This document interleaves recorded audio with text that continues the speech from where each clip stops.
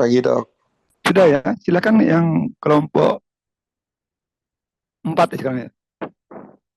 Yang kelas A kelompok 4 silakan presentasikan.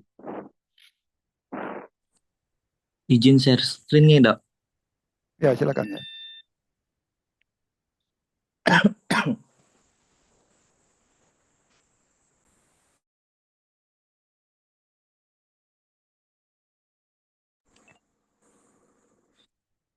Baik, sebelumnya selamat pagi kepada teman-teman dan dokter sebagai pengampu mata kuliah ilmu bedah veteriner. Sebelum memulai presentasi, izinkan saya mengaturkan penganjali umat, yaitu Om Swastiastu, Assalamualaikum warahmatullahi wabarakatuh, Salam Namo Buddhaya, Salam Sejahtera bagi kita semua. Pada kali ini, kami dari kelompok A4, kami presentasikan yaitu luksasi sendi. Next slide. Adapun anggota kelompok kami terdiri dari 7 orang, bisa dilihat pada layar. Next slide. Adapun topik pembahasan pada kali ini kami mengambil 6 subtopik, itu pertama definisi, yang kedua macam-macam luksasi, yang ketiga etiologi luksasi, yang keempat tanda klinis luksasi, yang kelima diagnosa dan faktogenesis luksasi, dan yang terakhir itu prinsip dasar dan penanganan luksasi. Next slide. Yang pertama kita masuk ke definisi luksasi. Luksasi atau dislokasi adalah suatu keadaan faktogenesis pada sistem muskuloskeletal yang ditandai dengan kehilangan total hubungan anatomis normal antara permukaan tulang dan permukaan sendi, atau kehilangan sebagian yang dikenal sebagai subluksasi. Akibat pergeseran dari posisi normalnya di dalam rongga sendi, kondisi ini secara krusial mengganggu stabilitas dan fungsi sendi, yang mengakibatkan ketidakmampuan hewan untuk menggunakan tungkai atau bagian tubuh yang terkena secara normal. Dan secara umum, penyebab utama luksasi adalah trauma fisik seperti benturan, jatuh atau tarikan berlebihan yang kekuatan melampaui ambang batas toleransi ligamen atau kapsul sendi dan jaringan penunjang di sekitarnya. Slide selanjutnya. Nah, untuk macam-macam luksasi akan dijelaskan oleh teman saya. Terima kasih. Baik, yang selanjutnya ada macam-macam luksasi sendi. Berdasarkan jenisnya dibagi menjadi 3, yaitu luksasi akut adalah dislokasi sendi yang terjadi secara tiba-tiba akibat trauma atau cedera mendadak seperti terjatuh atau kecelakaan. Hewan biasanya menunjukkan rasa sakit yang intens, pincang, dan pembekakan di area sendi, dan perubahan posisi sendi yang terlihat jelas. Lalu yang kedua ada luksasi kronis, di mana kondisi medis terjadi pergeseran permanen atau berulang dari permukaan tulang dari dalam sendi yang telah berlangsung dalam periode waktu yang panjang. Kondisi ini berbeda secara signifikan dari luksasi akut yang terjadi secara mendadak akibat trauma. Lalu yang ketiga ada luksasi berulang, merupakan kondisi di mana sendi mengalami dislokasi secara repetitif dengan tulang yang bergeser keluar dari posisi anatomis normalnya, kemudian kembali ke tempatnya, baik secara spontan maupun dengan bantuan manipulasi. Kondisi ini berbeda dengan luksasi tunggal yang terjadi sekali akibat trauma karena sifatnya rekuren menunjukkan adanya ketidakstabilan struktural pada sendi yang bersangkutan. Boleh slide selanjutnya. Lalu dibagi lagi menjadi luksasi sendi yang sering terjadi. Lalu yang pertama ada luksasi sendi bahu atau scapulohumeral luxation, kondisi di mana terjadi dislokasi atau pergeseran abnormal sendi antara scapula dan humerus. Kondisi ini sering terjadi disebabkan oleh trauma yang membuat ligamen atau otot penyangga sendi mengalami kerusakan, seperti ruptur otot serratus ventralis atau cedera lainnya. Gejala klinis yang umumnya muncul yaitu ketimpangan pada anggota gerak depan yang bisa bervariasi dari ringan sampai persisten. Lalu yang kedua ada luksasi sendi pinggul di mana atau coxofemoral luxation di mana kepala femur terlepas dari akselabulum akibat cedera atau trauma. Gejala umum yang muncul kepincangan dan ketidakstabilan membuat hewan sulit berdiri atau berjalan. Lalu slide selanjutnya akan dijelaskan oleh rekan saya. Terima kasih. Baik, saya akan menjelaskan mengenai etiologi dari luksasi. Yang pertama ada luksasi kongenital yang terjadi akibat kelainan perkembangan tulang, sendi, dan ligamen yang disebabkan oleh kelainan bentuk tulang dan ligamen yang lemah atau rongga sendinya dangkal dan dapat bersifat genetik. Contohnya itu hip dysplasia dan congenital elbow luxation. Lalu yang kedua ada luksasi traumatik yang terjadi akibat cedera fisik atau trauma eksternal seperti jatuh, tertabrak kendaraan, atau karena benturan keras. Biasanya eh, menyebab biasanya trauma menyebabkan robekan ligamen dan kapsul sendi sehingga tulang keluar dari posisi normalnya. Contohnya ada luksasi sakral. Lalu yang ketiga ada luksasi patologis yang muncul bukan karena trauma melainkan akibat penyakit atau perubahan degeneratif pada jaringan sendi. Terlepasnya sendi akibat penyakit atau kondisi degeneratif yang menyebabkan jaringan penopang sendi melemah, tidak stabil, dan rentan terhadap dislokasi. Contohnya ada luksasi bahu karena tumor tulang atau osteosarkoma. Boleh next slide? Materi selanjutnya akan dijelaskan oleh teman saya. Terima kasih.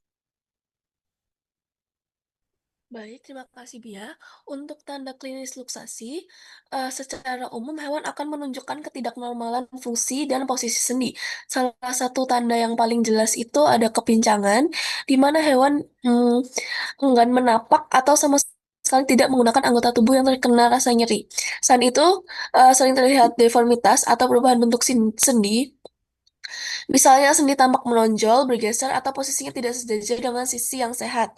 Daerah sekitar sendi biasanya bengkak dan terasa hangat, menandakan adanya peradangan atau inflamasi lokal akibat cedera jaringan. Hewan juga dapat mengalami disfungsi sendi, yaitu keterbatasan atau kehilangan kemampuan untuk menggerakkan sendi secara normal.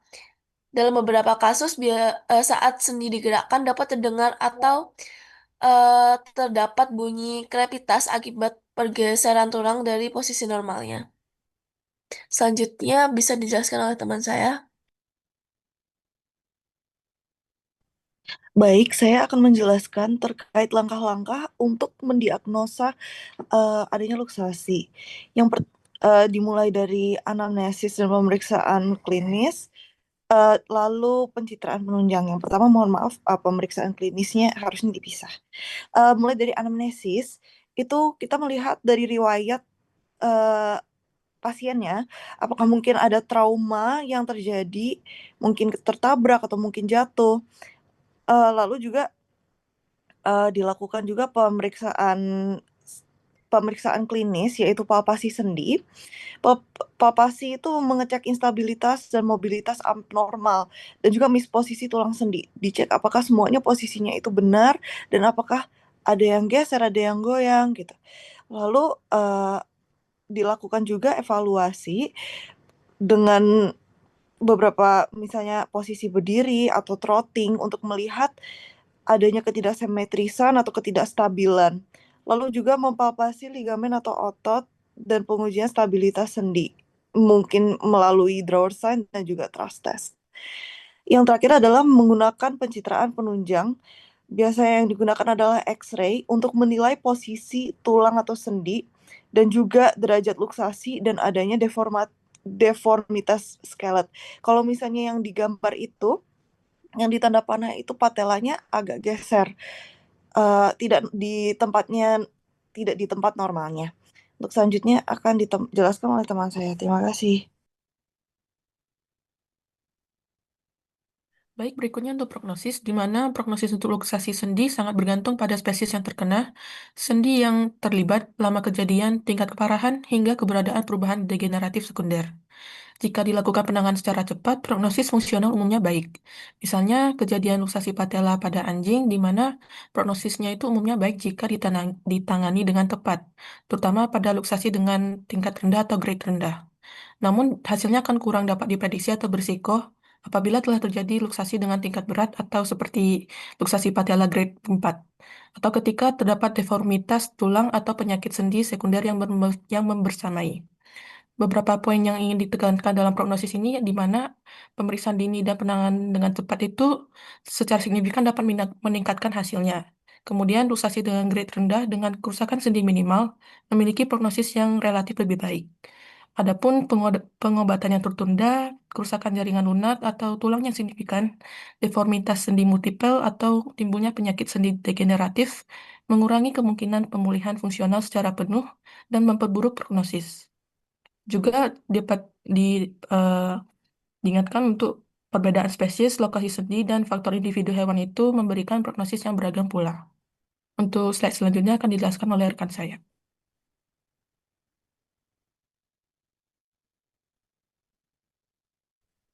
Baik, izin masuk. Di sini saya akan menjelaskan tentang prinsip dasar penanganan luksasi. Yang pertama ada stabilisasi awal, yaitu dilakukan untuk menilai kondisi umum pasien, terutama terkait status hemodinamik dan kontrol nyeri. Nyeri akut yang muncul pada kasus luksasi sering disertai spasme otot yang signifikan sehingga dapat menghambat upaya reposisi dan meningkatkan risiko terjadinya kerusakan jaringan tambahan. Yang selanjutnya yaitu evaluasi sendi, yaitu melibatkan evaluasi menyeluruh terhadap struktur sendi yang terdampak.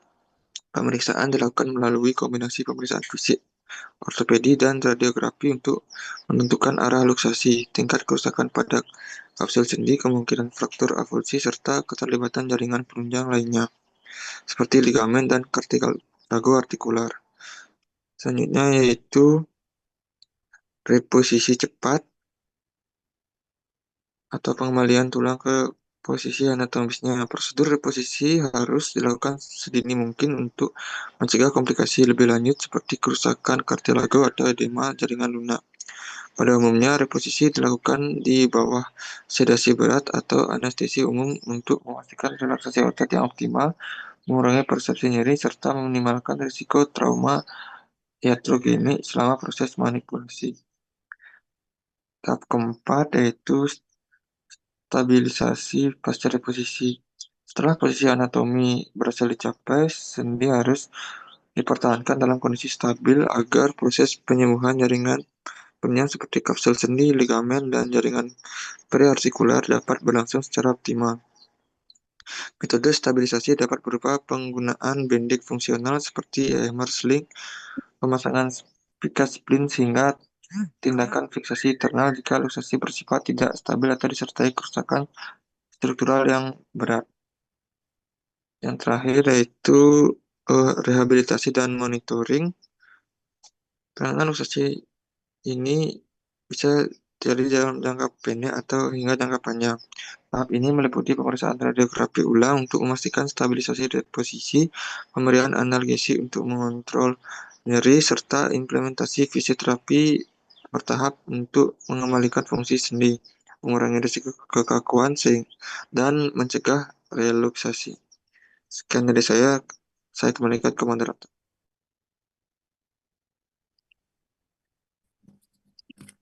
Baik, sekian presentasi dari kelompok A4. Kami lanjutkan dengan sesi diskusi. Mungkin jika teman-teman memiliki pertanyaan, bisa langsung on mic dan mengajukan pertanyaan. Silakan dari kelompok yang lain yang bisa memberikan tanggapan atau mungkin pertanyaan. Silakan ya.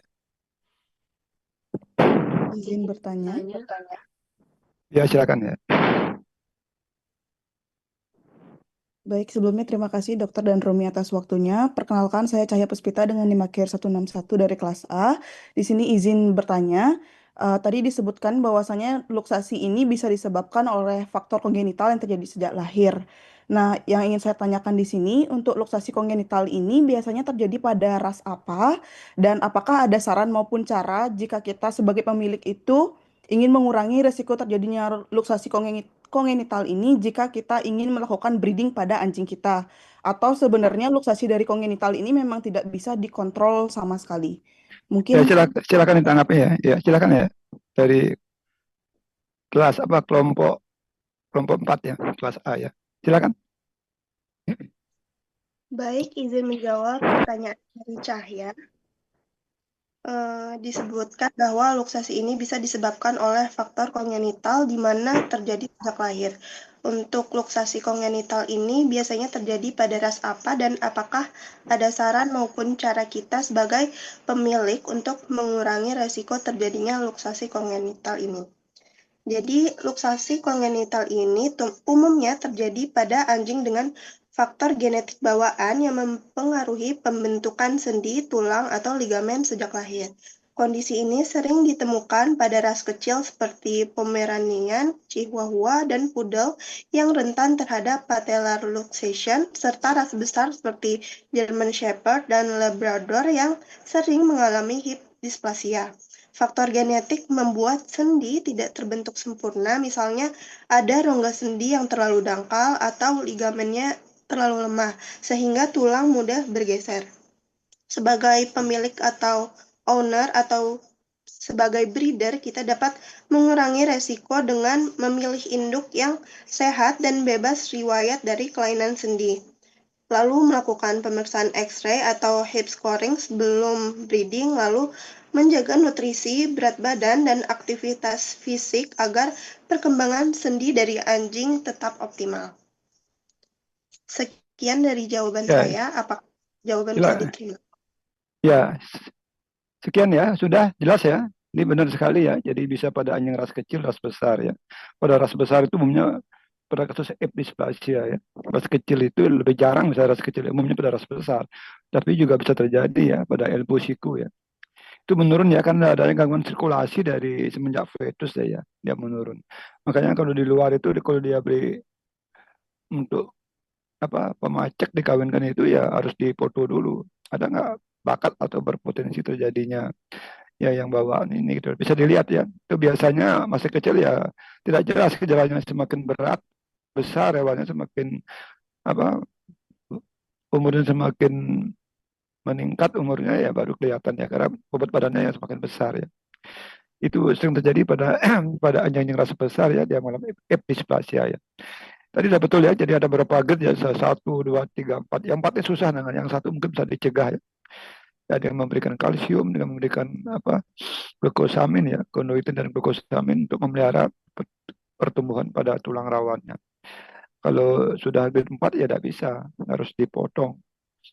Harus dipotong, seninya harus dihilangkan ya, bisa dengan ostektomi atau mungkin diganti ya artificial prosthesis ya. Diganti pun tidak semua bisa ya, tergantung ya. Umumnya yang diganti itu kalau dia kaput femurnya yang bermasalah, tapi kalau acetabulumnya ya tidak bisa ya. Ya. Jadi banyak sekali ya cara-cara penanganan, tapi hasilnya tidak memuaskan. Tidak seperti ya pada anjing normal ya. Setelah sembuh dia lari normal tidak bisa ya. Mengurangi rasa sakit ya. Dia tetap diberikan mengurangi rasa sakit plus pengaturan dietnya ya. Itu sudah betul ya. Sudah benar diarahkan dari oleh kelompok 4 ya. Mungkin ada yang kurang jelas lagi? Izin bertanya. Ya silakan ya. Oke, baik. Terima kasih dokter dan terima kasih atas kesempatannya dari kelompok A4. Perkenalkan saya Nur Kaima dengan NIM akhir 005 dari kelas A. Tadi kan izin bertanya terkait dengan tanda klinisnya. Tadi sudah disebutkan bahwa secara umum tanda klinis dari luksasi itu ada pembengkakan. Nah, pertanyaan saya, bagaimana sih cara kita membedakan antara pembengkakan akibat luksasi dengan pembengkakan abnormal lainnya seperti abses pada saat palpasi? Apakah Silakan, pertanyaannya sudah silakan jelas? dikomentari silakan ya. Dari kelompok 4 ya. Izin menjawab. Ya Kalau silakan ya. baik dokter, izin. Kalau bengkak karena luksasi itu kan biasanya disebabkan oleh pergeseran tulang dari sendinya. Jadi pembengkakannya itu bersifat mekanis akibat peradangan jaringan. Bengkaknya tuh nanti kerasanya keras dan biasanya disertai perubahan bentuk atau deformitas pada sendi. Sedangkan kalau karena abses, penyebabnya kan infeksi bakteri. Jadi bengkaknya tuh kerasa lebih lunak. Terus kalau ditekan biasanya kerasa kayak ada cairan di dalamnya karena berisi nanah. Terus kalau abses tuh biasanya juga disertai gejala sistemik kayak demam atau lesu. Mungkin sekian jawaban dari saya. Ya, ini benar ya. Jadi kalau ini kan tidak bisa satu-satu gini ya, harus dari anamnesa, pemeriksaan fisik, klinisnya sampai radiografi ya, harus satu kesatuan ya. Jadi paling tidak lah riwayatnya gimana ya. Sebelumnya anjingnya dapat ada bener apa enggak ya. Kalau misalnya tadinya tidak apa-apa, tiba-tiba ya mungkin tiba-tiba kan ada mungkin ya absesnya tiba-tiba ya. Kalau abses kan perlu proses ya. Mungkin 2 hari, 3 hari, 4 hari, 5 hari. Kalau dia karena luksasi traumatik ya kan tadinya dia normal pulang ya mungkin dia ketabrak kok pincang kok sakit ya itu kan bisa dilihat dari apa ditanya dari anamnesanya ya. Kemudian kalau untuk meyakinkan terus di fungsi ya kalau bengkak di fungsi oh di aspirasi oh ini kok isinya darah isinya ya bisa aja tadi ekstravasasi darah kalau dia luksasi bisa juga darah ya tapi kalau dia nanah isinya apakah mungkin cepat sekali tidak mungkin ya kalau dia aspirasi ada ya apa namanya ada push itu ya mungkin dari proses ya peradangan yang sudah agak lama mungkin abses ya jadi kalau abses biasanya kan bulunya rontok bulunya ya jadi bisa bisa dilihat ya prosesnya gimana dia ya, umumnya dia luksasi ya pasti dia akut ya tadi sebelumnya sudah sampaikan ya jadi macam-macam luksasi saya lupa tadi ya jadi macam-macam luksasi itu bisa dilihat dari berbagai cara ya. Dari etiologinya bisa ada luksasi traumatik luksasi kongenital, luksasi patologis dibagi dua ya, ada yang metabolik, ada yang infeksius. Jadi bisa dilihat dari ini ya. Bisa juga lihat dari proses terjadinya, ada luksasi akut, ada yang kronis, ada yang apa namanya residiv ulangan ya. Jadi terus tempat terjadinya luksasi ada luksasi kosupemoral, ada luksasi pada elbow, ada tulang belakang, semua sendi bisa berpotensi. Itu dari tempatnya. Jadi kalau besok ujiannya kalau tanya macam-macam luksasi, mohon diuraikan ya. Dari proses terjadinya ada yang ini, dari tempat terjadinya ada luksasi ini ya, kemudian dari penyebabnya ada luksasi ini. Selalu ada dua ya. Jadi ada yang subluksasi, ada yang luksasi. Jadi mohon diuraikan secara jelas ya. Nanti nilainya akan besar dapat ya. Kalau Anda ya macam-macam luksasi tadi ya waktu pertama kan dari tempat terjadinya nggak disebutkan ya ya itu kan luksasi elbow dan sebagainya itu tempat terjadinya luksasi jadi sendi yang kena ya jadi semua sendi berpotensi ya semua sendi tapi ada yang gampang ada yang mudah ini ada yang susah ya kalau yang susah biasanya kalau dia kena dia susah nanganin juga kalau yang gampang terjadi gampang nangani dan tentu juga apa namanya proses penanganan jadi makin cepat nangannya ya misalnya prosesnya makin pausta dia itu dia ya jadi harus satu kesatuan ya nanti kalau untuk konfirmasi terakhir ya harus dengan pemeriksaan radiografi udah ya tadi yang bertanya silakan ada yang mau ditanyakan lagi Baik, terima kasih dokter atas penjelasannya. Terima kasih juga untuk kelompok A4. silakan yang jelas lainnya ya? ya silakan yang lain ini yang kelompok 4 ya jadi dia versinya berbeda tidak copy paste ya kadang-kadang dia copy paste gitu loh yang salah lagi di presentasi ini udah berbeda ya mungkin dia grupnya dia ya silakan itu seninya ya tidak harus sama ya jadi tadi udah saya lihat ada macam-macam luksasi tidak sama dengan yang pertama. Ya, mohon dikolaborasi ya. Jadi yang pertama juga mengadopsi yang kedua juga silakan. Demikian juga cara apa prinsip dasar menangani ini kan berbeda ya. Tadi ada 4R atau 5R saya tambahkan ini kan berbeda. Coba ditayangan deh yang prinsip dasar penanganan luksasi ya. Ini tidak sama ya, berbeda dengan yang pertama. Ini bagus sekali ya. Saya suka seperti ini ya. Jadi tidak harus sama ya, tidak harus persis. Karena buku-buku itu beda-beda ya. Nah ini dari stabilisasi awal, evaluasi seni, reposisi, cuma kurang satu lagi ada resesmen penilaian. Ini betul sekali ya. Jadi kalau dia ada patah misalnya atau gangguan seni harus dilakukan stabilisasi awal. Jadi harus dilakukan ya dipasang spalak agar tidak dia tambah berat ya, apalagi pada anjing ya. Para manusia pun juga bisa diajak ngomong dia harus dipasang spalak ya, dikasih penyangga ya agar tadinya dia luksasinya atau patahnya dia tertutup jadi terbuka misalkan dia gerak-gerak apalagi anjing yang mudah sekali dia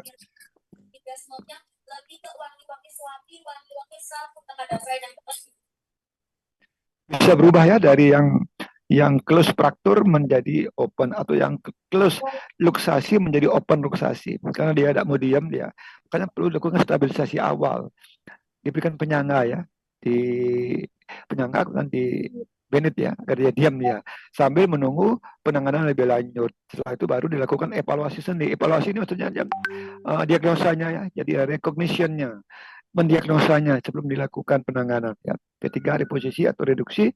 Keempat, sudah stabilisasi atau fiksasi atau retensi. Yang habis itu rehabilitasi dan monitoring. Nah, ini juga selama rehabilitasi juga ada monitoring. Jadi harus di ronsen secara serial ya. Tidak hanya pada awal ya, untuk mendiagnosa di ronsen. Setelah dipasangkan fiksasi di ronsen lagi 2 kali.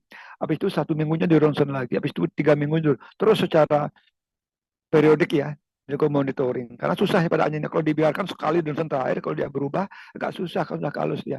Sehingga perlu dilakukan monitoring secara periodik. Jadi sama sudah pada manusia juga ya. Jadi harus dilakukan berulang-ulang. Jadi biayanya besar sekali ya.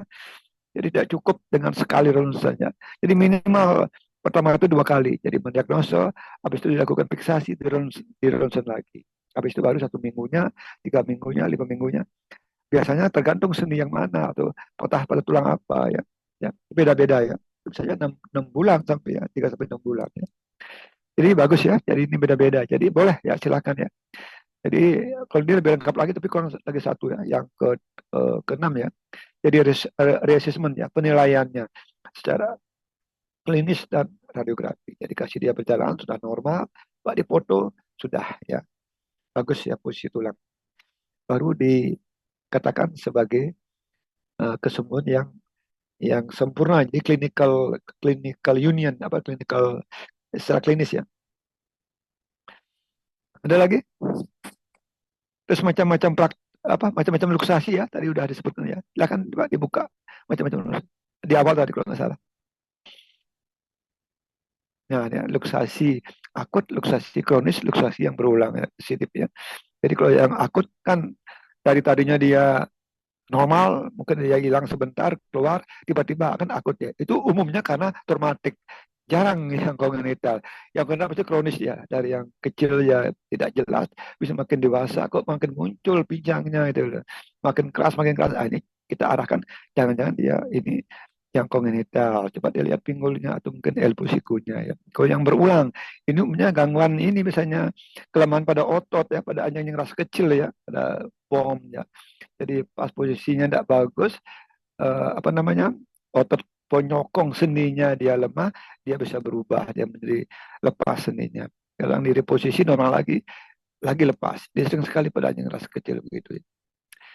Ya, itu macam-macam luksasi itu. Mohon ya besok kalau saya tanya macam-macam luksasi, Pak diuraikannya. Dari penyebabnya, tempat terjadinya, dari proses terjadinya, dan secara umum ada 2 memang ya, luksasi dan subluksasi. Jelas yang subluksasi adalah lebih ringan daripada yang luksasi. Demikian juga nanganannya ya lebih gampang yang luksasi. Prognosisnya lebih bagus dibandingkan dengan. Tapi kalau dibiarkan, yang subluksasi bisa menjadi luksasi ya. Sudah ya, silakan kalau ada komentar yang lain. Terus Baik. juga tanda klinis juga ya. Jadi besok kalau saya nanya, coba sebutkan macam apa tanda klinis dari luksasi ya. Mohon ditulis seperti ini ya. Kalau Anda sebutkan satu persatu ya terlalu banyak ya. Jadi selalu aja ya. Jadi pasti ada kepincangan ya. Kalau dipalpasi pasti sakit ya. Ada deformitas sendi ya. Kalau berjalan dia susah, atau kakinya diangkat, ada penonjolan pada tuberositas dan sebagainya ya. Jadi buat secara umum aja. Tidak. Kalau dari yang pertama kan masing-masing seni ini begini, jadi lebih banyak ya, lebih repot ya. Tapi kalau bisa secara umum ya pasti pincang ya. Dan biasanya dia terjadi ini pemendekan atau pemanjangan dari kaki gitu loh ya. Ini kalau kepada luksasi itu bisa lebih pendek kakinya, bisa lebih panjang. Tapi kepada fraktur selalu lebih pendek. Ya. Itu yang membedakan. Kalau dia lebih pendek pasti pada fraktur. Tapi pada luksasi bisa lebih pendek, bisa lebih pendek. Tergantung lokasi luksasinya. Karena pada luksasi kosopemporal itu ada banyak macam. Ada yang luksasi anterior, ada yang posterior, ada yang intrapelvis, ada yang kraniolateral, ada yang lateral dan sebagainya. Itu beda-beda perubahan dari kakinya. Itu saya diukur ya, dibius dulu dibandingkan dengan kaki yang normal ya. Ya, pada patah tulang pasti lebih pendek. Kenapa? Terjadi kontraksi otot. Tapi pada luksasi tergantung lokasi luksasinya. Bisa lebih pendek, bisa lebih banyak. Jelas ya, ya? Jelas ya? Jelas, dokter. Ya, silakan kalau ada yang komentar lagi, silakan. Baik, mungkin dari teman-teman jika masih memiliki pertanyaan, bisa langsung on mic dan mengajukan pertanyaannya.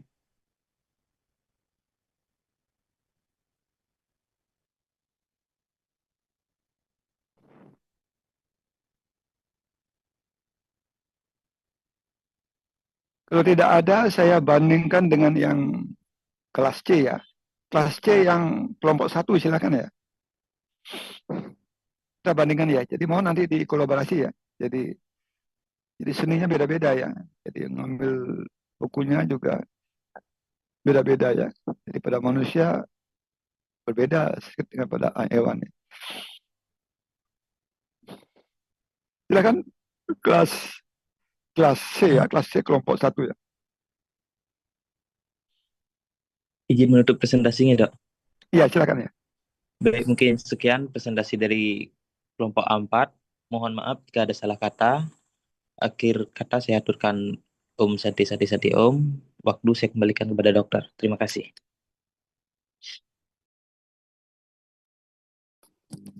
Ya, silakan ya. Mohon izin Kelas share C screen, kelompok 1 ya. Nggih. Mohon izin share screen nggih, Dok.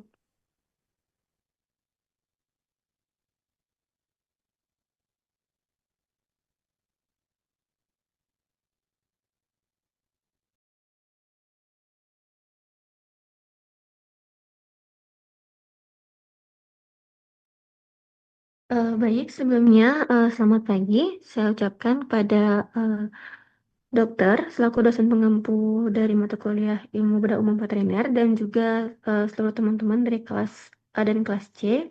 Pada kesempatan kali ini dari kelompok C1 akan mempresentasikan terkait luksasi pada sendi.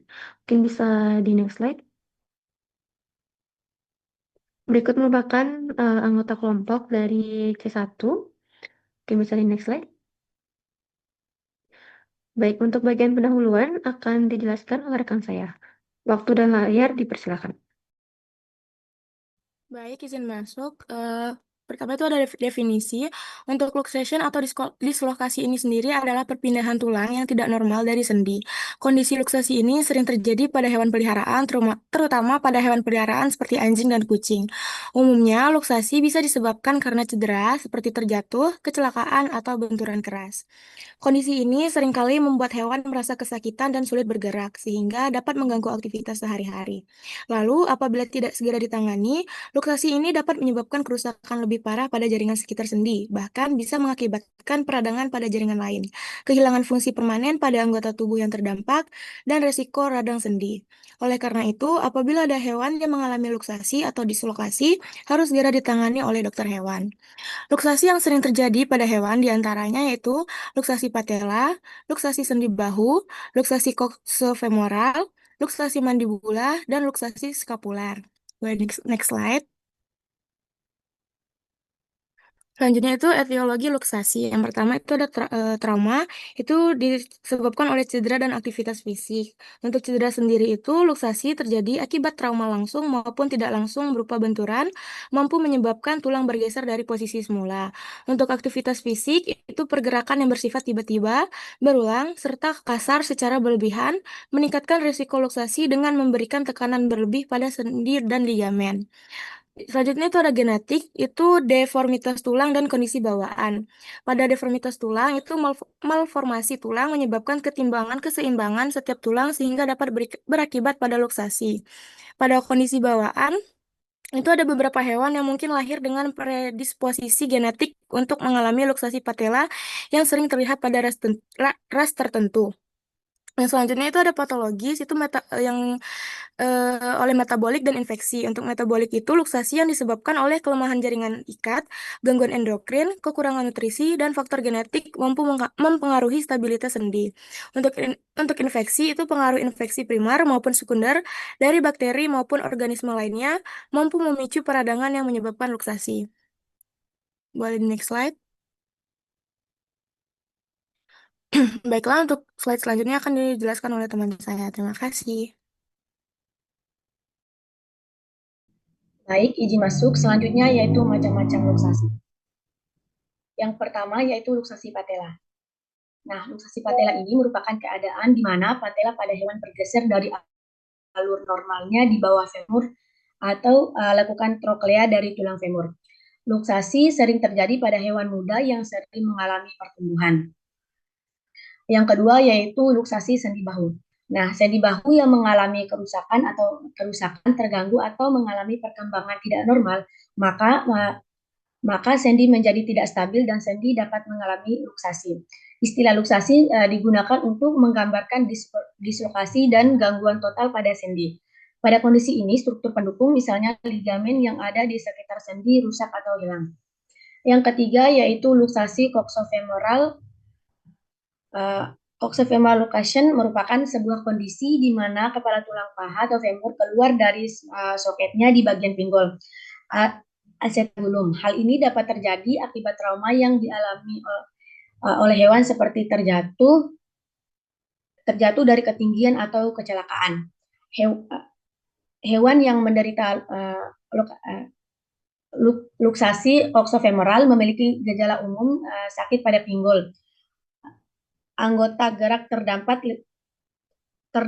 lebih panjang dan pendek daripada sisi normal akibat lepasnya femur pada coxe, pergerakan pincang dan pembengkakan pada area pinggul. Boleh di next slide.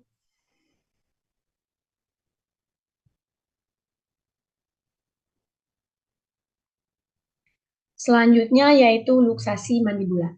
Luksasi mandibula pada hewan adalah kondisi medis yang terjadi ketika sendi temporomandibular yang menghubungkan rahang bawah atau mandibula dengan tengkorak mengalami pergeseran atau terlepas dari posisi normalnya.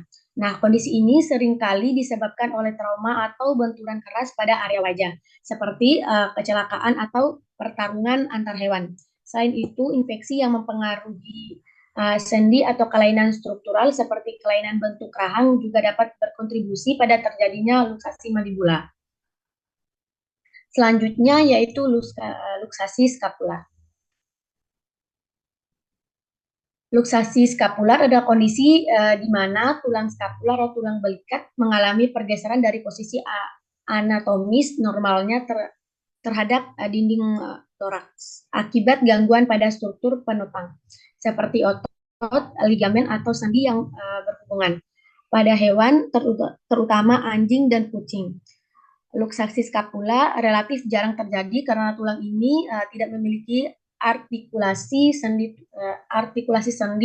tulang sejati dengan rangka aksial, melainkan menempel ke dinding dada melalui otot-otot skapula. Boleh di next slide. Baik, untuk materi selanjutnya akan dijelaskan oleh teman saya. Baik, selanjutnya yaitu tanda klinis. Yang pertama yaitu tanda klinis dari luksasi patella, di mana yang sering terjadi yaitu yang pertama yaitu kepincangan. Kedua adalah hewan mengangkat salah satu kaki belakangnya dan sesekali kaki belakangnya akan terlihat bergetar ketika berjalan dan berlari. Hewan berupaya menggerakkan atau meluruskan kaki untuk memungkinkan patella kembali ke tempat semula. Baik, bisa dilihat pada gambar yang di sebelah yang di bawah, di mana di sini yaitu gambaran dari tingkat keparahan dari luksasi patella. Yang pertama yaitu tingkat 1, di mana tanda klinis ringan dan jarang, dan patella dapat diangkat secara manual tetapi dengan mudah kembali ke alur. Yang kedua yaitu tingkat kedua, di mana patella bergeser selama fleksi dan disposisikan ulang selama ekstensi, menyebabkan hewan memiliki kepinjangan loncatan yang dapat diatasi. Yang ketiga yaitu tingkat ketiga, di mana dislokasi patella keluar dari alur troklear dan kepinjangan yang konsisten. Yang terakhir yaitu tingkat keempat, di mana kepinjangan dan deformasi ekstremitas paling parah. Baik, bisa di next slide. Selanjutnya yaitu luksasi coxofemoral, di mana tanda klinis yang terjadi pada luksasi bermerah diantaranya adalah kekencangan dengan tidak menumpukan kaki yang terkena. Manipulasi terhadap luksasi akan menunjukkan terjadinya krepitasi, nyeri, dan hambatan dalam penggerakan. Ukuran panjang kaki belakang tidak simetrik. Baik, bisa di next slide.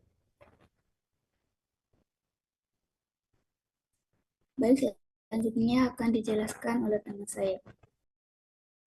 Baiklah, selanjutnya itu luksasi skapula, yang dimana luksasi skapula ini pada awalnya hewan akan menyeret kakinya dan tidak mau membebani kakinya. Seiring waktu, rasa sakit akan mereda dan hewan akan berusaha membebani kakinya kembali, akan tetapi bahunya akan terlihat lebih tinggi dari area tulang belakang sehingga ketimpangan terlihat jelas. Next slide. Kemudian ada luksasi sendi bahu, yang dimana hewan tampak nyeri, pincang berat dan tidak menumpuk kaki. Kemudian bahu tampak berubah bentuk, menonjol lateral atau medial. Kemudian gerakan terbatas, kepala humerus tidak terlalu normal. Slide selanjutnya akan dilanjutkan oleh teman saya. Terima kasih. Baik, selanjutnya ada luksasi mandibular, yang dimana adalah pergeseran sendi rahang bawah atau mandibula dari tempatnya di sendi temporomandibular. Kondisi ini menyebabkan nyeri akut pada temporomandibular. Kemudian kesulitan membuka dan menutup mulut, pembekakan di sekitar sendi, bunyi klik saat rahang digerakkan, dan wajah tampak simetris. Bisa di next slide. Baik, selanjutnya tuh ada diagnosis dan juga prognosis. Pada diagnosis itu, yang pertama itu menentukan anamnesis, yang dimana untuk mengetahui riwayat kejadian atau trauma yang menyebabkan hewan mengalami perubahan gerak atau rasa nyeri pada sendi. Kemudian dilakukan pemeriksaan fisik dengan mengamati adanya pembekakan, perubahan bentuk sendi, serta respon nyeri saat disentuh atau digerakkan. Kemudian pemeriksaan fungsional dan juga tanda klinis, yang dimana itu untuk menilai kemampuan hewan dalam menggerakkan anggota tubuh yang terkena serta mendeteksi posisi abnormal pada sendi. Kemudian pengukuran panjang kaki itu dilakukan untuk membandingkan sisi normal dan sisi yang mengalami luksasi, karena pergeseran sendi dapat menyebabkan perubahan panjang anggota gerak. Kemudian ada pemeriksaan radiologi atau ronsen itu untuk membantu melihat arah pergeseran tulang, kondisi sendi, serta kemungkinan adanya kerusakan jaringan atau tulang yang menyertai luksasi. Kemudian ada prognosis itu tergantung kondisi fisik dan tingkat keparahan yang terlihat pada radiologi. Kasus akut biasanya berprognosis fausta atau baik, sedangkan kasus kronis itu biasanya infausta atau buruk karena perubahan jaringan dan sulit pulih normal. Baik, slide selanjutnya akan dijelaskan oleh teman saya. Terima kasih. Baik, izin masuk. Berikutnya ada treatment umum. Yang pertama ada recognition, yang dimana pemeriksaan untuk mengetahui tingkat keparahan dan menentukan tahap penanganan untuk selanjutnya. Berikutnya ada umumnya pada kondisi luksasi yang ringan dilakukan penanganan secara konservatif atau tanpa pembedahan. Treatment berikutnya ada reposition, yang dimana manipulasi pengambilan posisi sendi ke semula dengan metode reduksi atau secara tertutup maupun terbuka. Nah, secara tertutup ini dimaksudkan itu terapi yang dilakukan tanpa pembedahan, yang dimana biasanya dilakukan pada luksasi yang tidak terlalu parah, sedangkan yang untuk terbuka, yang dimana itu suatu perawatan yang dilakukan dengan melakukan pembedahan. Berikutnya ada dilakukan pada kondisi luksasi yang bersifat berat atau kronis, ataupun sampai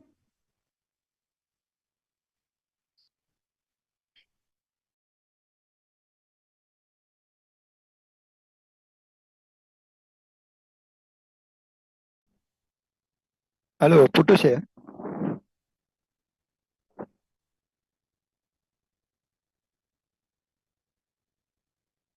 Halo?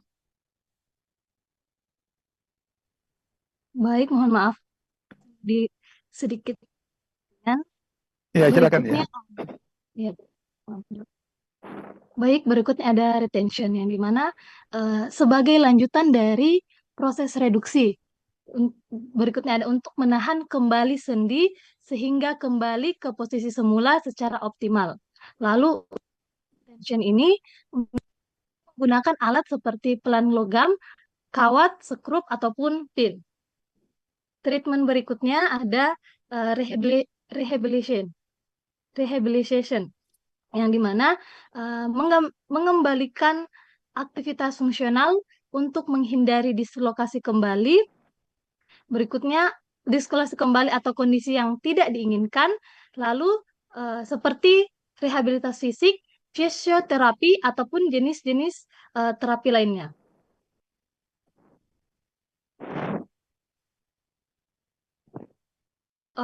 Untuk treatment khususnya ada luksasi sakral yang dimana dislokasi itu menggunakan 1/2 skrup dan pin.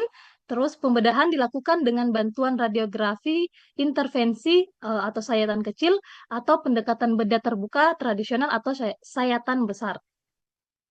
Treatment berikutnya ada luksasi temporomandibular, yang dimana melibatkan manipulasi tulang. Apabila terdapat faktor yang lebih rumit, memerlukan pembedahan invasif, terus dapat distabilkan dengan difiksasikan sementara, namun dalam kasus yang kronis perlu melakukan proses pengangkatan artikular mandibular. Berikutnya ada luksasi scapular, yang dimana untuk kucing dengan perawatan Fleu-Pausling, untuk anjing menempatkan virus atau jahitan tebal. Terus berikutnya ada scapulohumeral, yang dimana pembedahan pada craniolateral ekstremitas dengan tendon infraspinatus, dan apabila ligamen glenohumeral lateral pecah, reduksi luksasi scapulohumeral perlu dilakukan. Baik, untuk slide selanjutnya akan dijelaskan oleh teman saya. Terima kasih. Baik, selanjutnya ada treatment lanjutan dari yang pertama dari luksasi siku. Apabila dari kejadian itu baru terjadi atau kasus yang baru, itu dapat dilakukan dengan dilakukan reduksi tertutup atau dimanipulasi kembali ke posisi yang normal. Kemudian apabila kasusnya kronis, bisa dilakukan dengan reduksi bedah atau open reduction. Kemudian apabila dari kasusnya sangat kronis, bisa dilakukan artrodesis sendi atau penyatuan sendi secara permanen, ataupun amputasi jika memang fungsi tidak dapat dipulihkan. Kemudian selanjutnya dari luksasi karpa, itu biasanya prosedur redaksi menggunakan prosedur redaksi terbuka dan juga tertutup. Kemudian dari keberhasilan reduksinya itu dapat dicapai terutama dalam 48 hingga 72 jam setelah trauma. Kemudian dari luksasi patella juga itu dapat diberikan obat antiinflamasi non-steroid, kemudian juga latihan rehabilitasi fisik, kontrol berat badan, terapi pijat, dan hidroterapi. Dan terkait pembedahan itu direkomendasikan untuk anjing dengan ketimpangan intermitent atau permanen. Kemudian yang terakhir dari luksasi coxofemoral, di mana penanganannya bisa dilakukan dengan reduksi tertutup dan juga bisa dilakukan dengan reduksi bedah dengan teknik toggling. Oke, bisa di next slide.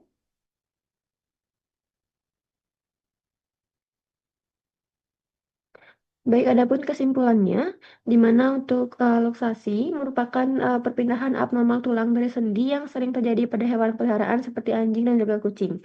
Kemudian penyebab utama luksasi diantaranya yaitu trauma, patologis atau infeksi primer dan sekunder, serta genetik ketebawaan. Kemudian jenis luksasi yang umum yaitu ada luksasi patella, coxofemoral, dan juga bahu dengan gejala utama seperti kepincangan dan juga deformitas sendi. Kemudian dari perawatan luksasi secara umum juga dapat dilakukan dengan 4R, yaitu rekognisi, reduksi, retensi, dan rehabilitasi. Kemudian untuk penanganan dan juga perawatan lain yang dapat dilakukan yaitu meliputi pemberian obat antiinflamasi, terapi rehabilitasi fisik, dan juga apabila dalam kasus yang parah bisa dilakukan tindakan bedah. Mungkin bisa di next slide.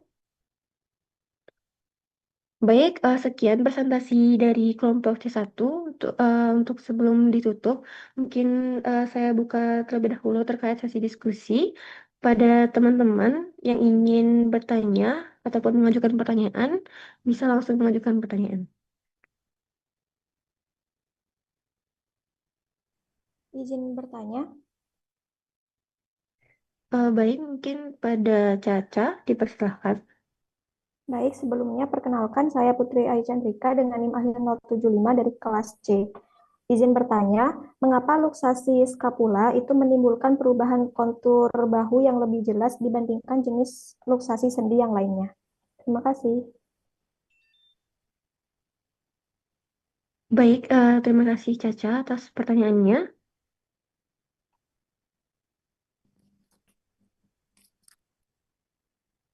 Baik, Ya, silakan saya dijawab. izin menjawab untuk pertanyaan dari Caca. Luksasi skapula menimbulkan perubahan kontur bahu yang lebih jelas karena skapula berada superficial dan hanya ditahan oleh otot, bukan sendi tulang sejati. Kemudian memiliki mobilitas yang tinggi. Jadi bila penopang otot itu rusak, skapula mudah bergeser dari dinding dada sehingga tonjolan atau deformitas bahu tampak nyata dari luar. Apakah jawabannya bisa diterima, Caca? Bisa diterima, terima kasih. Coba diulang ya. Coba diulang pertanyaannya ya. Silakan diulang, saya tidak dengar tadi. Ya, yang tadi yang bertanya, silakan mengulang pertanyaan. Izin mengulang pertanyaan, Dok. Jadi pertanyaan saya adalah mengapa luksasi skapula itu bisa menimbulkan perubahan kontur bahu yang lebih jelas dibandingkan jenis luksasi sendi yang lainnya? Ya, makasih ya. Jadi benar ya. Jadi luksasi skapula itu sebenarnya jarang terjadi ya, ya. Jarang terjadi. Yang sering terjadi adalah luksasi coxofemoral ya. Luksasi coxofemoral itu kadang-kadang dia dengan trauma yang ringan aja dia bisa lepas sendinya. Mudah sekali, tapi gampang menangani. Kalau luksasi skapula itu jarang terjadi, tapi kalau terjadi dia lebih sulit menangani ya. Demikian juga luksasi scapulo-humeral ya, scapula dengan humeralis ya. Itu juga jarang terjadi, tapi kalau terjadi susah nangani. Yang sering adalah luksasi coxofemoral itu paling sering ya, itu hampir ya 50% itu ya, walaupun dia ketabrak di darah pinggul lepas juga karena tidak punya ligamentum yang enggak lemah ya jika dibandingkan di depan gitu ya. Jadi benar tadi seperti yang disampaikan oleh kelompok C1 ya. Ya silakan. Ada lagi?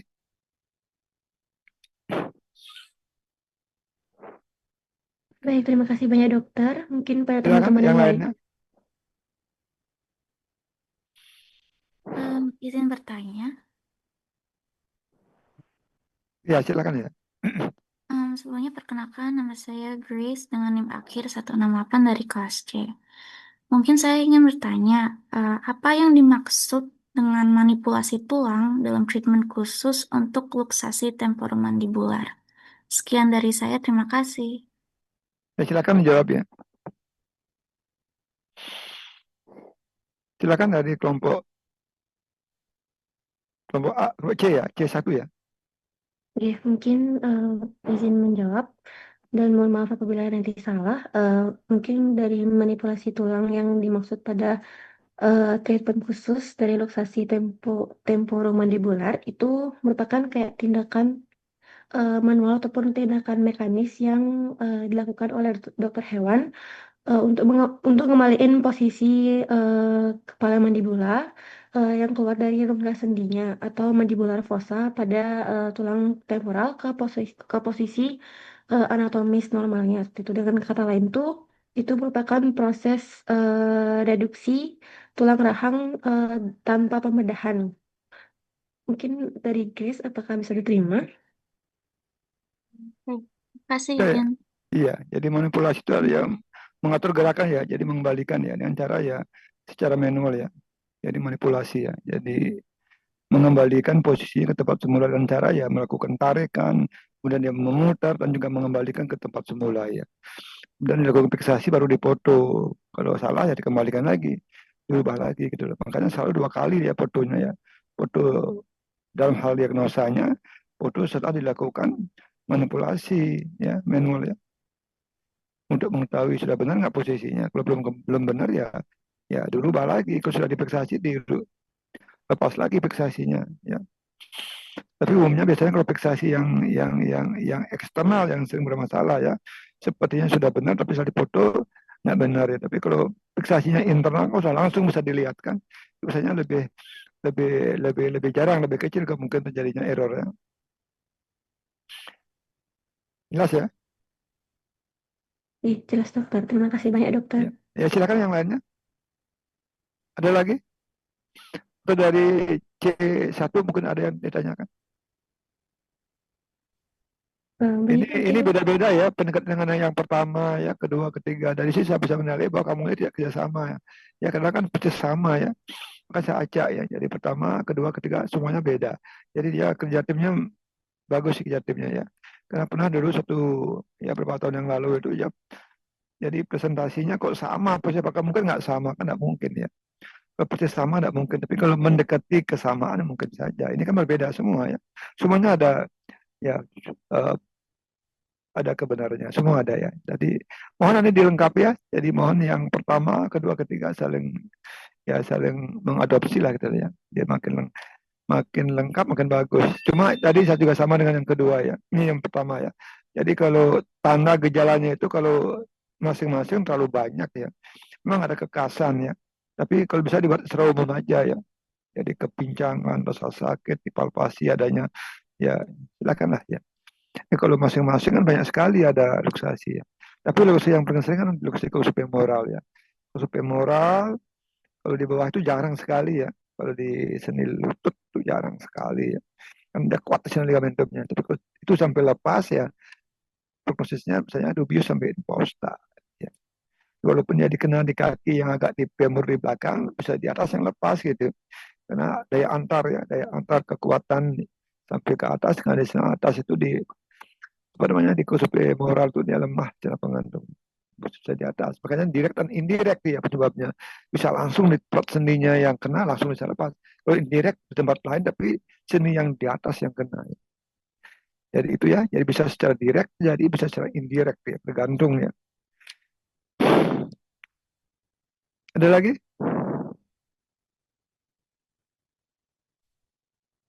Baik, mungkin sebelumnya dari teman-teman apakah sudah cukup?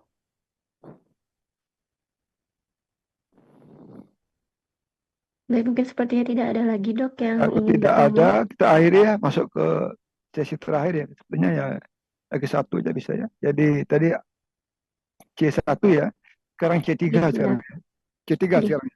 Silakan ya. Baik. Sebelumnya terima kasih banyak pada dokter dan teman-teman yang sudah bertanya. Kami dari kelompok C1 izin untuk menutup presentasi. Terima kasih.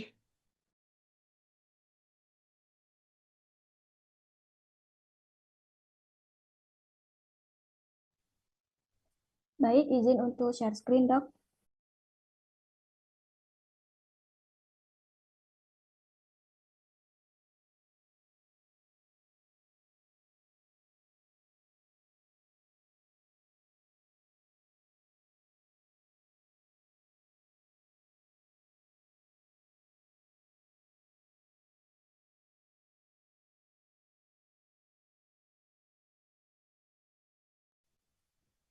Baik, sebelumnya Om Swastiastu, Assalamualaikum warahmatullahi wabarakatuh, Shalom, Namo Buddhaya, dan salam sejahtera untuk kita semua. Selamat pagi kepada Dok Pamayun selaku dosen pengampu mata kuliah Ilmu Bedah Umum Veteriner pada hari ini, dan juga dari teman-teman kelas A dan juga kelas C yang sudah hadir pada perkuliahan hari ini. Kami dari kelompok C3 akan mempresentasikan terkait gangguan pada sendi, yaitu luksasi.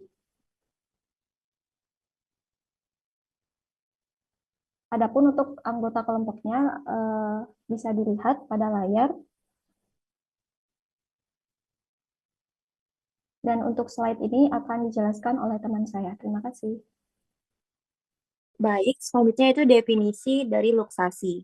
Luksasi sendi merupakan terpisahnya tulang yang membentuk sendi dari posisi normalnya akibat kerusakan ligamen atau otot penopang sendi.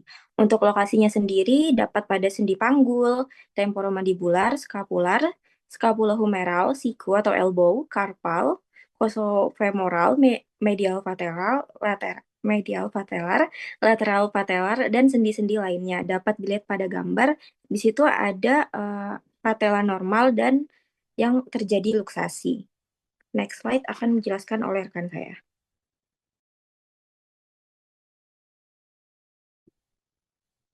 Baik, izin masuk. Selanjutnya adalah etiologi dari luksasi sendi. Nah, luksasi sendi sendiri dapat disebabkan oleh berbagai faktor yang saling berkaitan. Faktor pertama adalah trauma, yang merupakan penyebab paling umum dari luksasi sendi. Trauma ini biasanya terjadi akibat jatuh, benturan, atau lompatan dari ketinggian. Kondisi ini dapat menyebabkan nyeri hebat dan gangguan mobilitas pada hewan. Jika tidak segera ditangani, trauma dapat berujung pada komplikasi seperti peradangan sendi atau artritis. Selanjutnya adalah faktor genetik, ras, dan kongenital. Nah, beberapa ras hewan itu memiliki predisposisi genetik terhadap kelainan sendi tertentu. Misalnya, hip dysplasia itu sering ditemukan pada ras besar seperti German Shepherd. Sedangkan patella luxation itu lebih sering terjadi pada ras kecil seperti Chihuahua dan Pomeranian. Faktor ini itu dapat disebabkan oleh kelainan anatomi atau gangguan perkembangan dari embrio. Kemudian faktor ketiga itu adalah faktor patofisiologis, yaitu perubahan atau gangguan pada struktur penunjang sendi. Perkembangan abnormal pada ligamen dan struktur sendi dapat menimbulkan ketidakstabilan, sedangkan peradangan akibat artritis dapat melemahkan ligamen sehingga meningkatkan risiko terjadinya luksasi. Bisa di next slide. Selanjutnya adalah faktor dari infeksi. Nah, pada sendi yang terkena infeksi atau jaringan di sekitarnya, infeksi dapat merusak jaringan pendukung sendi dan sering muncul sebagai komplikasi setelah terjadinya luksasi. Kemudian ada faktor predisposisi atau degeneratif. Nah, proses penuaan menyebabkan ligamen jadi melemah dan tulang rawan menipis sehingga membuat sendi lebih rentan bergeser. Kemudian faktor obesitas juga menjadi faktor penting karena memberikan tekanan berlebih pada sendi. Bahkan cedera ringan juga dapat memicu luksasi pada hewan yang sudah memiliki kelemahan struktur dari sendi. Nah, terakhir itu ada faktor lingkungan. Permukaan yang licin atau tidak rata dapat menyebabkan hewan mudah tergelincir. Kemudian, lingkungan dengan ruang gerak yang sempit juga meningkatkan resiko terjadinya cedera dan luksasi. Untuk slide selanjutnya akan dijelaskan oleh rekan saya.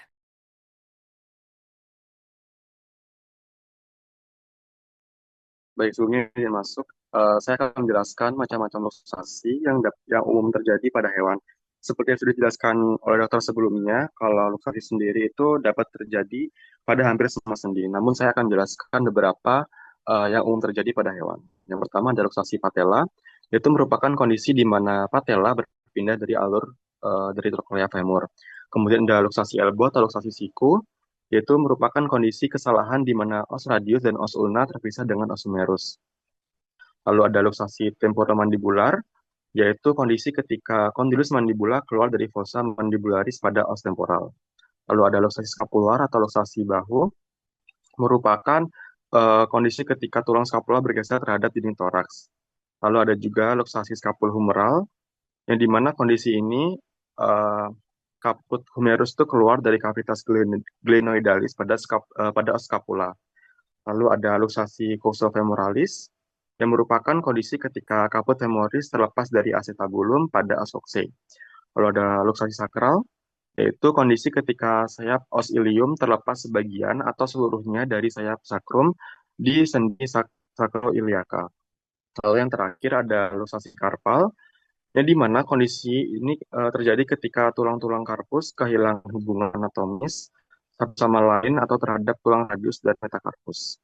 Untuk next slide akan dijelaskan oleh rekan saya.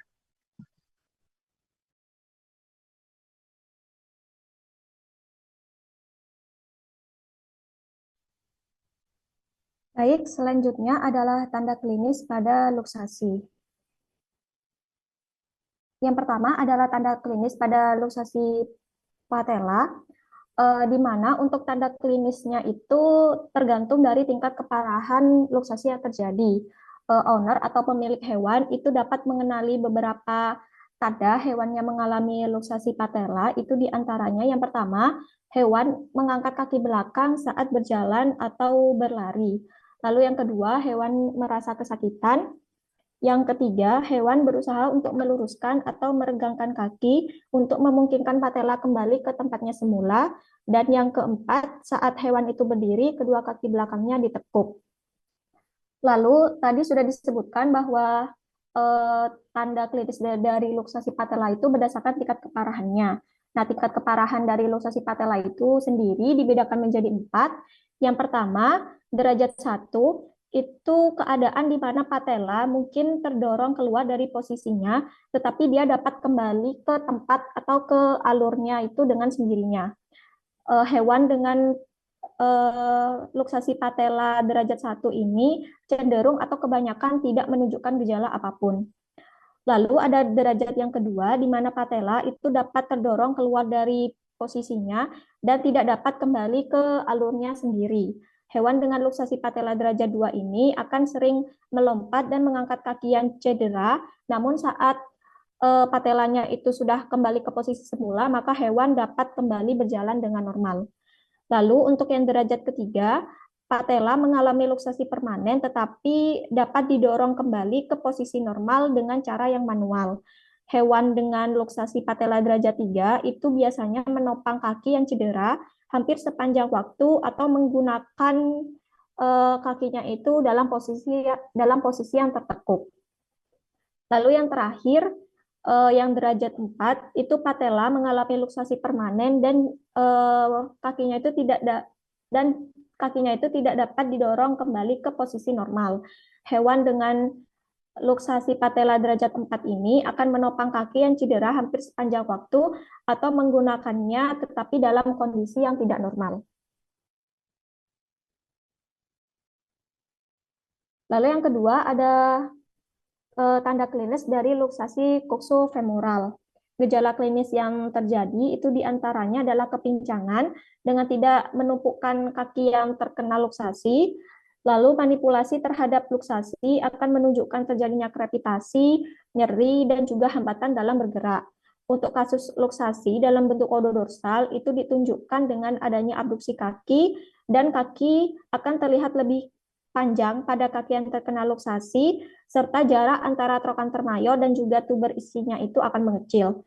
Sedangkan pada kasus luksasi yang ventral, itu trochanter mayornya sulit untuk dipalpasi dan menyebabkan peningkatan derajat ketidakmampuan untuk bergerak dan juga menyebabkan rasa nyeri karena adanya penekanan terhadap nervus obturator.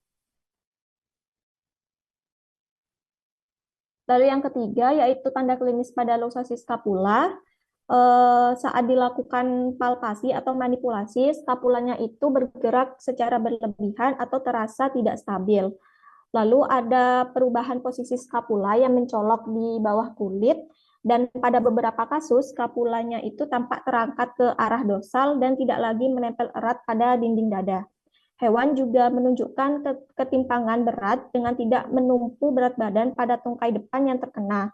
Selain itu, gerakan hewan menjadi terbatas dan hewan biasanya menjaga kaki dalam posisi yang abnormal atau menggantung. Lalu untuk tanda klinis pada luksasi elbow atau siku, itu ada pembengkakan lokal atau edema di sekitar siku karena trauma jaringan lunak dan juga efusi sendi. Hewan juga biasanya menunjukkan nyeri yang hebat setelah cedera dan saat disentuh atau dimanipulasi pada area sikunya, hewan akan mengerang kesakitan. Atau bisa juga dia menarik kaki sebagai reaksi dari nyeri. Kaki yang mengalami luksasi ini juga tidak dapat menopang tubuh sama sekali dan terkadang muncul hematoma atau memar di kulit sekitar sendi. Untuk slide ini akan dijelaskan oleh teman saya. Terima kasih. Baik, selanjutnya adalah tanda klinis yang ditemukan pada luksasi sakral. Itu ada yang pertama, nyeri saat dipalpasi, kemudian ada kepincangan, bentuk panggul tampak tidak simetris, kelemahan atau kelumpuhan sebagian pada kaki belakang, dan bengkak atau memar di daerah panggul. Bisa di next slide.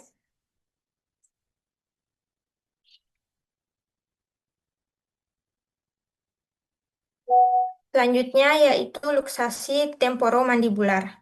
Adapun tanda klinis yang dapat diamati yaitu yang pertama, mulut tidak bisa menutup dengan sempurna, rahang tampak miring atau bergeser ke satu sisi, kesulitan makan, mengunyah atau menjilat, nyeri saat membuka atau menutup mulut, dan air liur berlebihan, dikarenakan tidak bisa menelan dengan normal akibat posisi rahang yang abnormal. Bisa di next slide. Selanjutnya yaitu luksasi karpal. Adapun tanda klinis yang bisa diamati yaitu hewan tidak mau menapak, pembengkakan dan nyeri pada pergelangan kaki, instabilitas sendi saat diuji manual, dan hewan menunjukkan tanda nyeri umum. Bisa di next slide.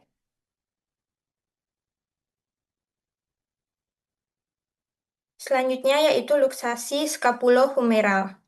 Adapun tanda klinis yang dapat diamati yaitu yang pertama, hewan tidak mau menapak, kemudian nyeri saat bahu disentuh atau digerakkan, lalu ada perubahan posisi kaki depan. Bentuk kaki itu tampak tidak normal tergantung dari arah luksasinya. Ada lateral luksasi di mana siku tampak lebih dekat ke badan dan kaki agak menonjol keluar. Kemudian ada medial luxation di mana siku menjauh dari tubuh dan kaki tampak miring ke dalam. Kemudian ada cranial atau caudal luxation. Ini jarang terjadi tapi dapat menyebabkan panjang kaki terlihat berubah. Kemudian ada instabilitas sendi dan kepala humerus teraba di posisi yang abnormal. Untuk slide selanjutnya akan dijelaskan oleh teman saya. Terima kasih. Baik, selanjutnya ialah diagnosis dan prognosis. Untuk diagnosisnya sendiri didasarkan pada kombinasi anamnesis, pemeriksaan klinis ortopedi, serta pemeriksaan lanjutan radiologi. Anamnesis atau riwayat kesehatan, di mana nanti akan dokter hewan menanyakan riwayat trauma, seperti kecelakaan, jatuh, perkelahian, ataupun hal lain, atau menanyakan tentang riwayat kepincangan yang intermiten atau hilang timbul yang sering terjadi pada luksasi patella kongenital. Yang kedua, pemeriksaan klinis ortopedi. Biasanya dilakukan palpasi, kemudian juga derajat luksasi, di mana diklasifikasikan berdasarkan tingkat keparahannya. Nah, secara umum terbagi dari grade 1 hingga 4. Yang ketiga ialah pemeriksaan lanjutan radiologi. Pemeriksaan lanjutan berupa X-ray dilakukan untuk mengkonfirmasi diagnosis, kemudian menentukan tingkat keparahan, serta mengevaluasi komplikasi. Untuk prognosis sendiri, sangat bervariasi dan bergantung pada beberapa faktor utama. Yang pertama, yaitu jenis dan tingkat keparahan luksasi, di mana jika luksasi patella dibedakan menjadi grade 1 dan 2, yang dimana biasa prognosisnya umumnya fausta hingga dubius, kemudian untuk grade 3 dan 4-nya prognosis lebih dubius. Sementara untuk luksasi coxofemoral, prognosisnya tergantung pada metode penanganan dan kondisi sendi tulang yang mendasari. Yang kedua, kecepatan penanganan. Luksasi yang ditangani dengan cepat biasanya itu memiliki prognosis yang lebih baik. Yang ketiga, komplikasi sekunder. Keempat, usia dan ukuran hewan. Selanjutnya akan dijelaskan oleh teman saya.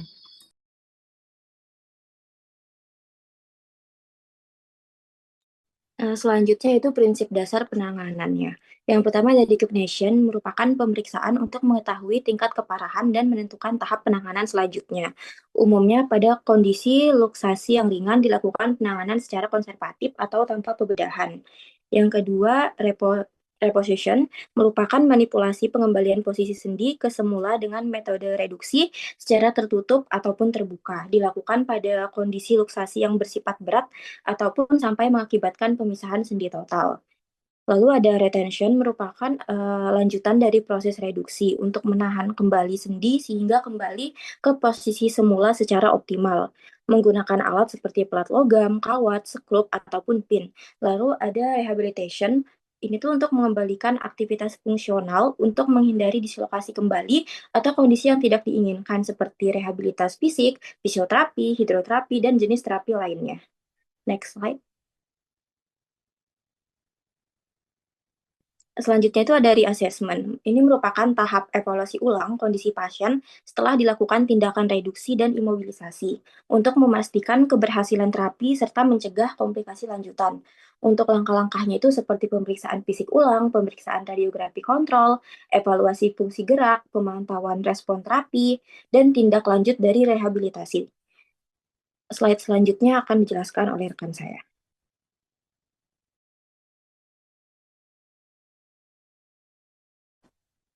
Selanjutnya ada treatment dari luksasi sakral. Pada luksasi sakral ini dapat ditangani dengan pemasangan skrup dan pin sebagai fiksasi. Prosedur dapat dilakukan dengan bantuan radiografi intervensi atau dilakukan sayatan kecil, atau dapat dilakukan dengan pendekatan bedah terbuka secara tradisional apabila terjadi kerusakan berat. Selanjutnya ada luksasi skapular. Pada luksasi skapular ini memiliki penanganan yang berbeda antara kucing dan anjing. Pada kucing dilakukan perawatan menggunakan Valpeus sling untuk menstabilkan sendi bahu, sedangkan pada anjing dilakukan penempatan kawat atau diberikan jahitan tebal untuk dapat menjaga posisi sendi. Selanjutnya ada treatment luksasi temporomandibular. Pada luksasi temporomandibular ini dapat ditangani melalui manipulasi tulang untuk dapat mengembalikan posisi mandibula ke tempat semula. Jika kondisi lebih rumit, terutama saat terjadi kasus kronis, dapat diperlukan tindakan pembedahan secara invasif atau pengangkatan artikular mandibulanya. Selanjutnya ada treatment luksasi scapulohumeral. Pada luksasi scapulohumeral ini biasanya memerlukan pembedahan pada sisi kraniolateral ekstremitasnya dengan memperbaiki tendon infraspinatusnya. Bila ligamen glenohumeral lateralnya mengalami ruptur, maka perlu dilakukan juga reduksi dan juga stabilisasi sendi. Next slide.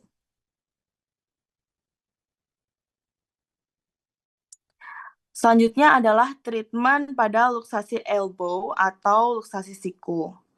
Pada luksasi elbow ini dapat ditangani dengan manipulasi manual apabila baru saja terjadi. Namun apabila kondisinya kronis, bahkan sangat kronis, perlu dilakukan reduksi bedah, arterodesis, atau bahkan bisa saja dilakukan amputasi tungkai, tergantung tingkat kerusakan pada sendi elbow-nya. Selanjutnya ada luksasi sevofemoral. Pada luksasi sevofemoral ini dapat ditangani dengan metode reduksi tertutup maupun terbuka menggunakan teknik tongling. Setelah tindakan, biasanya hewan harus dibatasi geraknya selama 1-7 hari untuk dapat mencegah dislokasi ulang. Selanjutnya ada treatment luksasi pada bagian karpal, dapat ditangani dengan prosedur reduksi terbuka ataupun tertutup. Tingkat dari keberhasilan luksasi karpal ini termasuk yang terbaik dicapai apabila penanganannya dilakukan dalam waktu 48-72 jam setelah terjadinya trauma. Dan yang terakhir ada luksasi patella. Pada luksasi patella dapat ditangani secara konservatif dengan pemberian obat antiinflamasi non-steroid, disertai latihan rehabilitasi seperti terapi pijat, hidroterapi, dan pengendalian berat badan. Namun pada kasus kronis atau dengan ketimpangan permanen, bedah korektif dapat dilakukan atau direkomendasikan. Next slide. Selanjutnya akan dijelaskan oleh teman saya. Baik, selanjutnya adalah kesimpulan.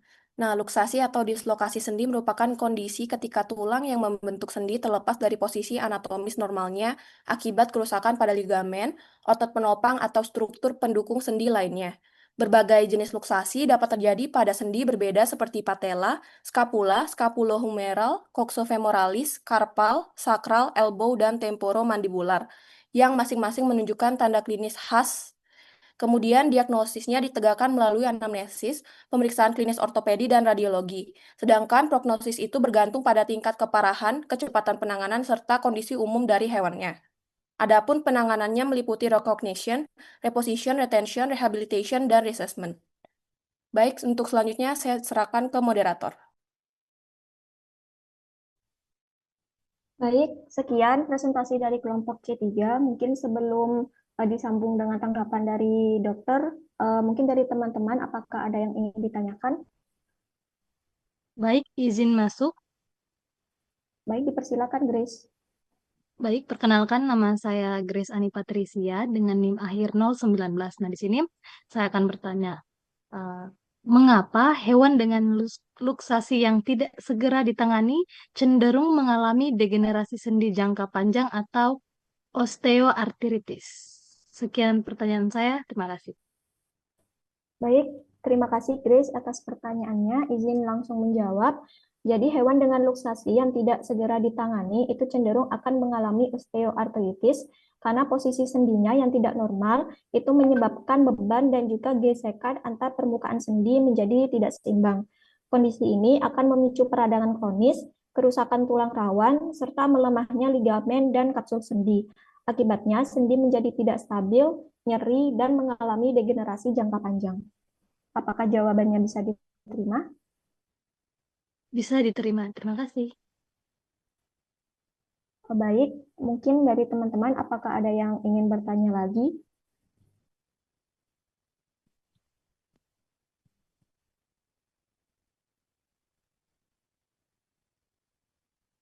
Silakan kalau yang mau bertanya silakan.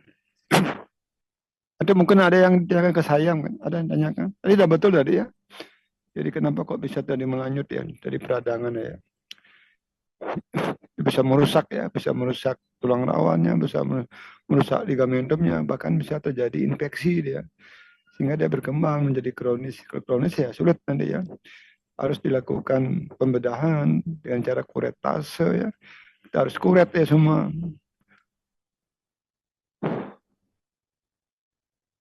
Jadi makanya kalau kasus patah tulang, ya, gangguan sendi itu sifatnya emergensi ya. Makin cepat ditangani makin bagus. Ya. Prognosisnya makin faustar. Udah lama nggak bisa ya, kayak tulang tuh. 4 hari lebih tuh 5 hari itu minggu pertama lah ya. Jadi udah kalus dia, kalus ya lengket dia. Jadi risikonya, risiko pendarahannya ya. Nanti bisa merusak dia sarafnya, inervasinya ya. Pada waktu kita melakukan pemasang fiksasi ya. Jadi kalau dia baru patah tulang atau baru dia gangguan tulang atau sendi itu dengan mudah kita bisa melakukan ya manipulasi ya, melakukan expose ya pada tulang atau pada sendi yang mengalami gangguan. Jadi ini termasuk emergency surgery harus segera ditangani. Ya kalau tamat 1 hari ya tidak apa-apa ya, mungkin karena persiapan perlu waktu persiapannya untuk alatnya, dokternya mungkin 1 hari tidak masalah. Lebih dari 4 hari dia cenderung kalus dia. Ya baik pada tulang maupun pada sendi ya. Ada lagi? Saya nambahkan dikit ya cara pemeriksaan itu ya. Mohon itu ada 5 langkah ya. Tadi yang sebelumnya udah ada itu. Ini 3 ya. Jadi pertama harus anamnesisnya, kedua pemeriksaan fisiknya, ketiga melihat tanda klinis atau gejala yang ada, keempat adalah pemeriksaan panjang kaki, yang kelima baru pemeriksaan penunjang X-ray ya. Jadi untuk gangguan sendi tulang itu sama langkah-langkahnya 5 ya. Dimohon diperhatikan, tambahkan lagi 1 ya. Tadi baru 3 tadi. Jadi pemeriksaan fisik ya, anamnesis, fisik, klinis, pengukur panjang kaki, X-ray ya.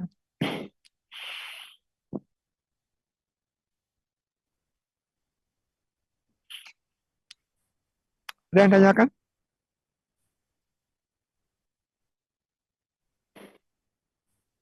Baik, mungkin dari teman-teman apakah ada yang ingin ditanyakan?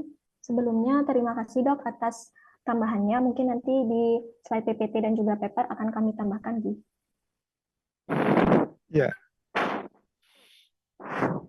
Ya, mohon nanti diadopsi ya. Jadi yang pertama, kedua, ketiga, keempat ini sudah cukup bagus ya.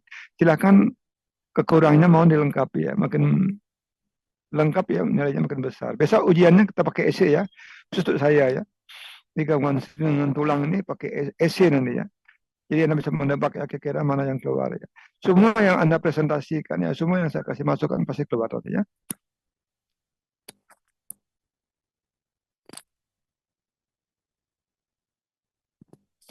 Nanti UTS-nya saya minta essay ya. Saya mau pakai ini ya. Ya, jadi essay itu lebih objektif ya, walaupun saya berat sama mereka saya, tapi lebih objektif ya. Ingin tahu saya gimana penguasaan materi Anda ya pada waktu Anda ikut kuliah ya. Ini kalau bagi yang ikut kuliah ya tidak bisa jawab ya. Ya.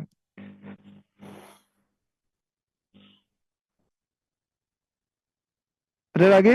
Kalau tidak ada, saya akhir sampai di sini. Untuk kawan tulangnya kapan? Minggu depan ya?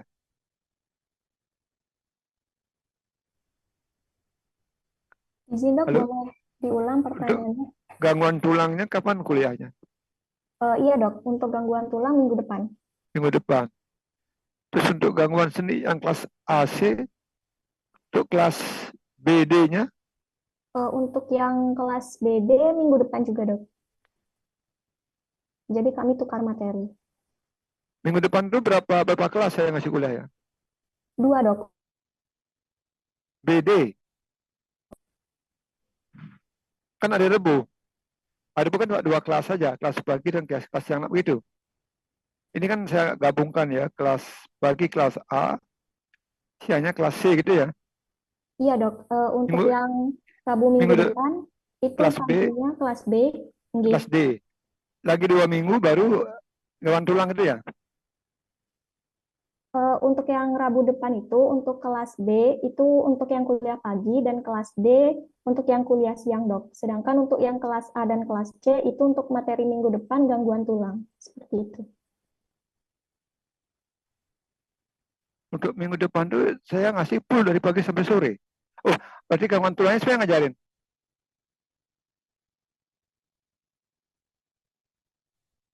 Gangguan tulang cuma ngajarin saya ya.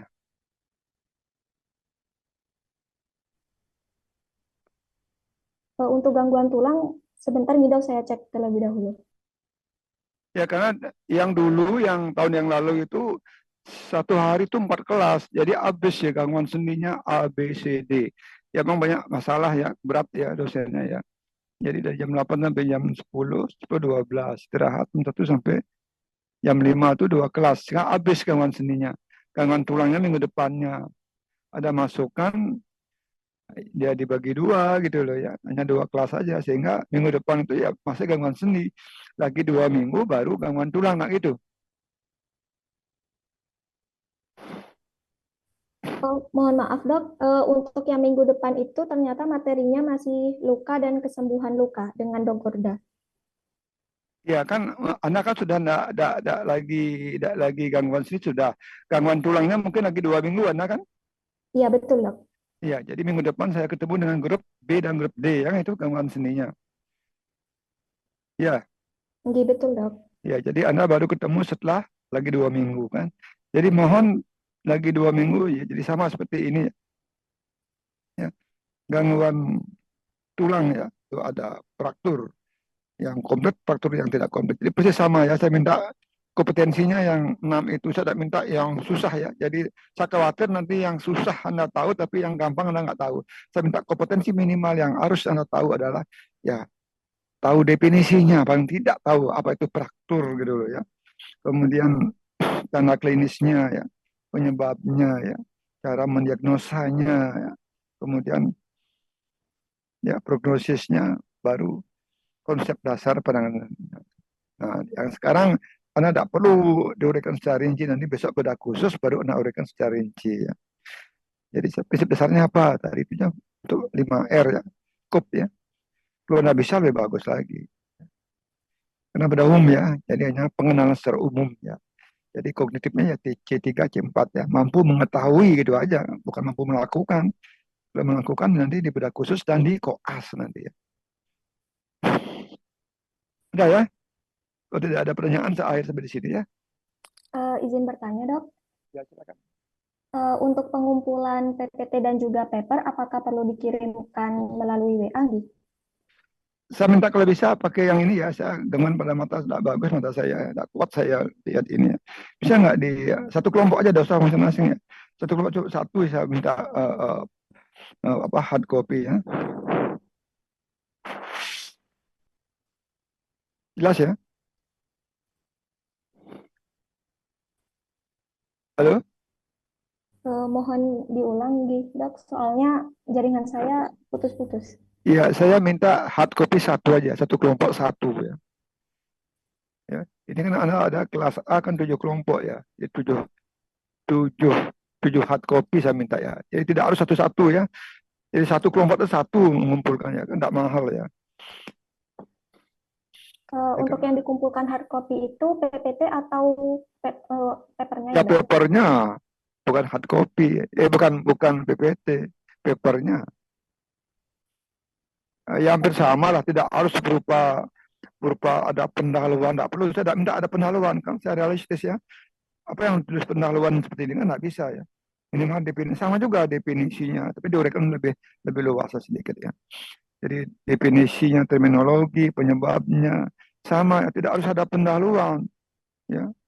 Tidak harus ada, saya tidak minta kesimpulan. Apa yang disimpulkan? Tidak ada kesimpulan. Ya, kalau besok ada penelitian, ya silakan buat latar belakang pendahuluannya. Jadi tidak bisa kita buat pendahuluan. Ya, metode tidak bisa ya, kecuali besok di koas ya ada metodenya, teknik operasinya. Ya, cukup ya hampir sama dengan yang tadi dengan presentasi, cuma ya sedikit dikembangkan lah. Gitu. Jelas ya? Jelas, Dok. Terima kasih, Dokter. Ya silakan. Kalau tidak ada lagi, saya akhiri sampai di sini. Ada yang bertanya lagi? Mungkin sudah cukup, Dok. Apakah boleh dari kelompok C3 menutup presentasi?